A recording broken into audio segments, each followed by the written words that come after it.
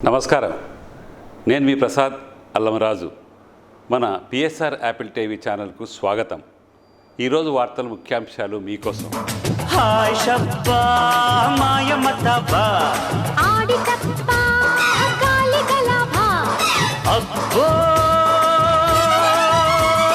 సొరగాలే కరగాలే పాపా.